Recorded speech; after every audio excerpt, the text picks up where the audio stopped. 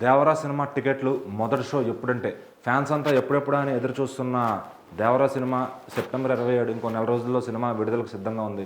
ఈ సినిమాకి సంబంధించి ఓవర్సీస్లో అంటే మన అమెరికా, ఆస్ట్రేలియా, కెనడా ఈ ప్రదేశాల్లో ఆల్రెడీ 26వ తారీఖే అంటే మనకు ఒక రోజు ప్రకారం వాళ్ళకి 26 ముందు వస్తుంది కాబట్టి ఆ 26వ తారీఖే మూవీస్ టికెట్స్ ఆల్రెడీ ఓపెన్ చేశారు.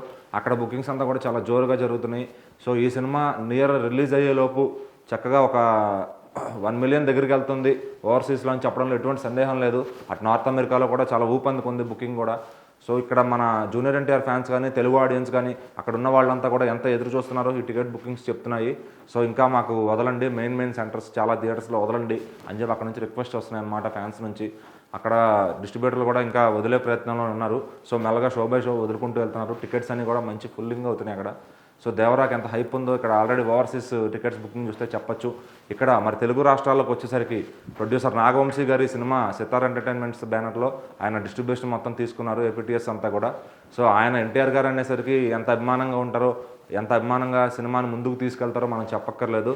సో ఈ సినిమాని ఆయన డిస్ట్రిబ్యూషన్ చేస్తున్నారు. ఈ సినిమాని 1:08 అంటే 27వ తారీఖు తెల్లారుజామున 1:08 ఈ సినిమా మొదటి బెనిఫిట్ షో అని 2 రాష్ట్రాల్లో కూడా పడేటట్టు ప్లాన్ చేస్తున్నారంట. అది కానీ నిజమైతే ఒక రికార్డ్ అని చెప్పొచ్చు. 2 రాష్ట్రాల్లో 1 షో పడిన మొదటి హీరో అవుతాడు ఎన్టీఆర్ గారు. అంతకుముందు కూడా పడినాయి కానీ థియేటర్ వైజ్, ఏరియా వైజ్ అట్లా పడినాయి. కొన్ని చోట్ల మార్నింగ్ పట్టడం, కొన్ని చోట్ల నైట్ పట్టడం. ఇదే ఇప్పుడు తొలిసారి ఏపీటీఎస్లో ఒకే టైంకి 1:08 షో పట్టడం అనేది నిజంగా గొప్ప విషయం అని చెప్పుకోవచ్చు. ఆల్రెడీ నాగవంశీ గారు గుంటూరు కారంకి ఆ 1 AM షోస్ అనేవి ఎక్స్పెక్ట్ చేశారు.